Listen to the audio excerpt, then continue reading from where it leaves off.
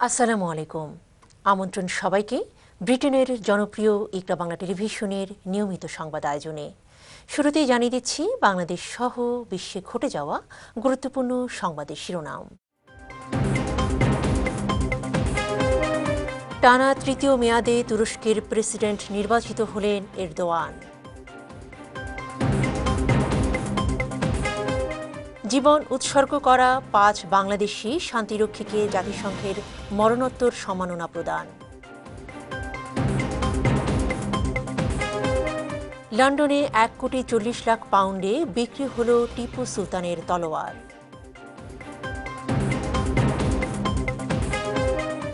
বাংলাদেশে ২৬ দিনে রেমিটেন্স এসেছে $১৪২ কোটি। সিলেটের ফলের বাজার রাঙিয়ে রেখেছে দিনাজপুরের লিচু। হকিতে কোরিয়ার কাছে হেরে স্বপ্নভঙ্গ বাংলাদেশের যুবাদের।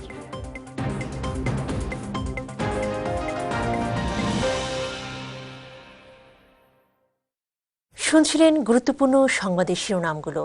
আজকের বিস্তারিত সংবাদ আয়োজন নিয়ে সাথে রয়েছি আমি আফিফা আফরিন মিথুন। তুরস্কের প্রেসিডেন্ট নির্বাচনে দ্বিতীয় দফার ভোটে জয় পেয়েছেন বর্তমান প্রেসিডেন্ট রিসেপ তাইয়েপ এরদোয়ান। এ নিয়ে টানা তৃতীয়বার তুরস্কের প্রেসিডেন্ট নির্বাচিত হলেন তিনি। রোববার দ্বিতীয় দফার ভোটে কামাল কিলিচ দারোগুলোকে হারিয়ে জয়ী হন এরদোয়ান। নির্বাচনে এরদোয়ান পেয়েছেন ৫২.১২% ভোট। তার প্রধান প্রতিদ্বন্দ্বী নেশনস অ্যালায়েন্সের কামাল কিলিচ দারোগুলো পেয়েছেন ৪৭.৮৮% ভোট। এরদোয়ানের জয়ের পর তুরস্কের রাজধানী আঙ্কারায় প্রেসিডেন্ট ভবনের সামনে লাখ লাখ সমর্থক জড়ো হন। তাদের উদ্দেশ্যে এরদোয়ান বলেন, এই নির্বাচনে তুরস্ক ও গণতন্ত্র জয়ী হয়েছে। এখন আমাদের জাতীয় স্বপ্নকে ঘিরে ঐক্যবদ্ধ হওয়ার সময়।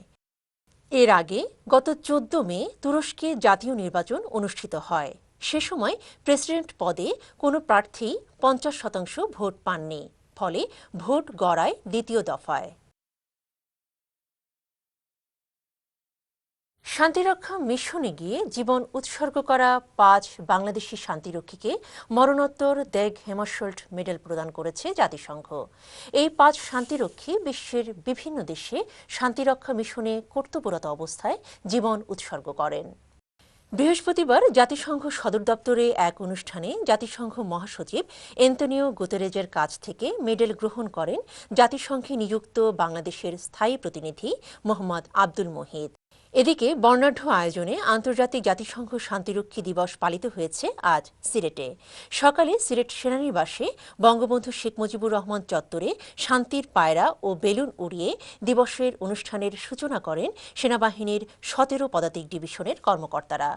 উদ্বোধনী বক্তব্য রাখেন ১৭ পদাতিক ডিভিশনের জিওসি ও সিলেট এরিয়া কমান্ডার চৌধুরী মোহাম্মদ আজিজুল হক হাজারি। তিনি বলেন, বর্তমানে ১৪টি দেশে ৭,৪৩৬ জন শান্তিরক্ষী জাতিসংঘ শান্তিরক্ষা মিশনে ও কার্যক্রমে নিয়োজিত আছেন, যার মধ্যে ৫৭২ জন নারী। শুরু থেকে এ পর্যন্ত জাতিসংঘ শান্তিরক্ষা মিশনে দেশের সর্বমোট ১৬৭ জন শান্তিরক্ষী শহীদ হয়েছেন। এই ধারাবাহিকতায় বিশ্ব শান্তি রক্ষায় বাংলাদেশের সেনা, নৌ, বিমান ও পুলিশ বাহিনীর সদস্যরা সদা প্রস্তুত বলেও মন্তব্য করেন তিনি। এ সময় আরও উপস্থিত ছিলেন পুলিশ, সিটি কর্পোরেশন ও জাতিসংঘের স্থানীয় কর্মকর্তারা। পরে একটি বর্ণাঢ্য র্যালি সেনানিবাসের বিভিন্ন সড়ক প্রদক্ষিণ করে।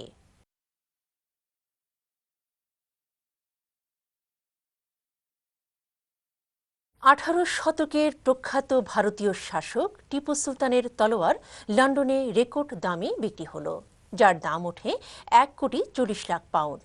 নিলাম কর্তৃপক্ষ জানিয়েছে, তাদের ধারণার চেয়ে ৭ গুণ বেশি দামে বিক্রি হয়েছে তলোয়ারটি। ১৭৮২ সাল থেকে ১৭৯৯ সাল পর্যন্ত ভারতীয় উপমহাদেশের দক্ষিণের মহীশূর রাজ্যের শাসক ছিলেন টিপু সুলতান। রাজ্য রক্ষায় তিনি এতটাই পরাক্রম দেখিয়েছেন যে তাকে বলা হতো শের-ই মহীশূর বা মহীশূরের বাঘ। ১৭৯৯ সালের ৪ মে টিপু সুলতানকে হত্যা করে ব্রিটিশ বাহিনী। লুট করা হয় তার প্রাসাদ। সে সময় প্রাসাদের অন্দরমহলে সন্ধান মেলে তার তলোয়ারের। মঙ্গলবার লন্ডনের বনহ্যামস অকশন হাউসে নিলামে তোলা হয় টিপু সুলতানের বিখ্যাত তলোয়ারটি। এটি বিক্রি হয় 1,40,00,000 পাউন্ডে। বনহ্যামস কর্তৃপক্ষ জানায়, তাদের নিলাম হাউসে এখন পর্যন্ত বিক্রি হওয়া ভারতীয় এবং ইসলামী ঐতিহ্যবাহী কোনো জিনিসের এটাই সর্বোচ্চ দাম। ইতিহাসবিদদের মতে, এখনও টিপু সুলতানের সাথে যুক্ত যেসব অস্ত্র ব্যক্তি মালিকানায় রয়েছে সেগুলোর মধ্যে সবচেয়ে বড় এবং দর্শনীয় এই তলোয়ার। বাংলাদেশে চলতি মাসের প্রথম ২৬ দিনে ১৪১,৯৪,০০,০০০ মার্কিন ডলার রেমিটেন্স পাঠিয়েছেন প্রবাসীরা। বাংলাদেশি মুদ্রায় এর পরিমাণ দাঁড়ায় ১৫,৩৩০ কোটি টাকা। এ হিসেবে প্রতিদিন গড়ে দেশে এসেছে ৫,৪৬,০০,০০০ ডলার রেমিটেন্স। রোববার বাংলাদেশ ব্যাংকের হালনাগাদ তথ্যে একথা জানা গেছে। বাংলাদেশ ব্যাংক আরও জানায়, মে মাসের ২০ থেকে ২৬ তারিখ পর্যন্ত দেশে এসেছে ২৯,২,১০,০০০ ডলার, আর মে মাসের প্রথম ১৯ দিনে ১১,৯,৯,৪০,০০০ ডলার রেমিটেন্স দেশে এসেছিল। এর আগে চলতি বছরের এপ্রিলে প্রবাসীরা দেশে পাঠিয়েছেন ১৬৮,৩৪,০০,০০০ মার্কিন ডলার রেমিটেন্স। এপ্রিলে প্রবাসীরা সর্বোচ্চ রেমিটেন্স পাঠিয়েছেন ঢাকায়। রেমিটেন্স এসেছে ৮০,৪,০০,০০০ ডলার। চট্টগ্রাম বিভাগে এসেছে দ্বিতীয় সর্বোচ্চ রেমিটেন্স ৪৬,১৪,০০,০০০ ডলার, আর সিলেট বিভাগে প্রবাসীরা পাঠিয়েছেন ২০,১৭,০০,০০০ ডলার। স্বাদে ভরপুর একটি জনপ্রিয় ফল হচ্ছে লিচু। আম নয়, কাঁঠাল নয়, বলা যায় সিলেটের ফলের বাজার এখন লিচুর দখলে। বাজার ঘুরে বিস্তারিত জানাচ্ছেন আহমদ সেলিম। ক্যামেরায় ছিলেন সুজন দাস।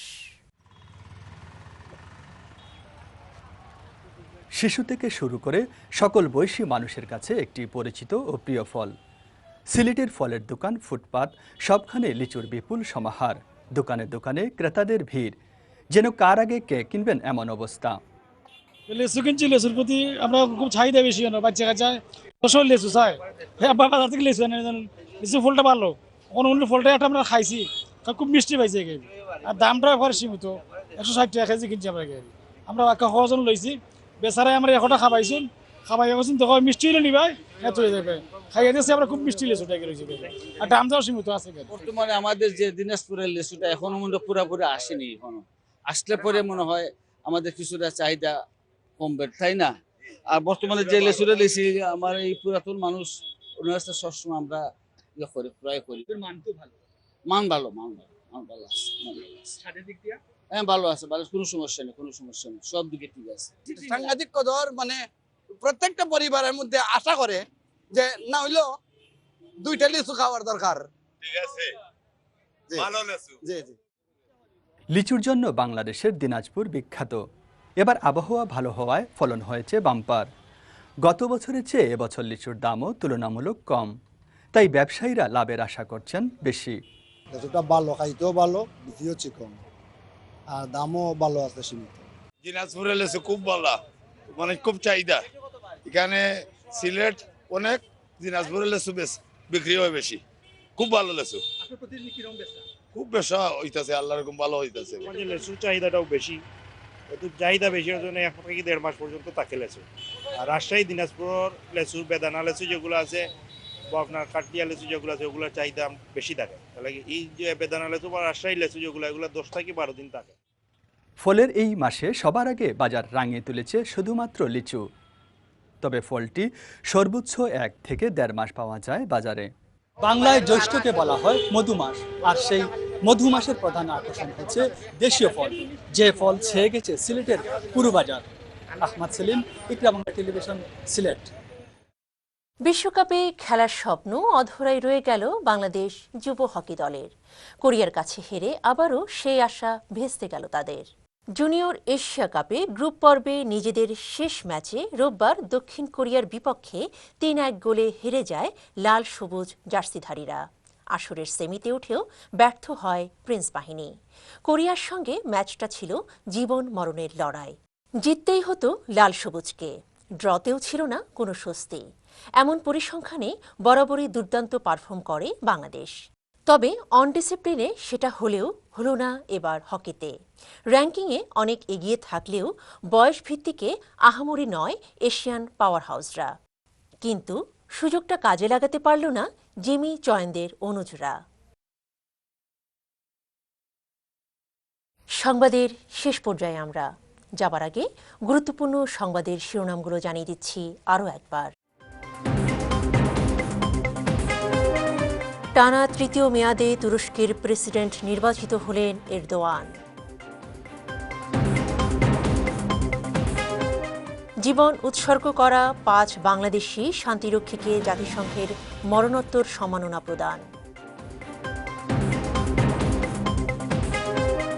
লন্ডনে 1,40,00,000 পাউন্ডে বিক্রি হল টিপু সুলতানের তলোয়ার।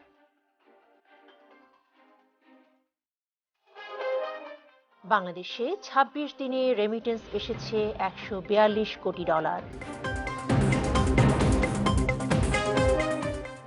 সিলেটের ফলের বাজার রাঙিয়ে রেখেছে দিনাজপুরের লিচু। হকিতে কোরিয়ার কাছে হেরে স্বপ্নভঙ্গ বাংলাদেশের যুবাদের।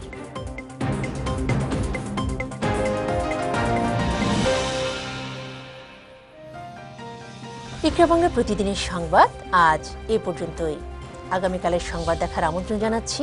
সে পর্যন্ত সবাই ভালো থাকুন, সুস্থ থাকুন, ইকরা বাংলা টিভির সাথে থাকুন। আল্লাহ হাফেজ।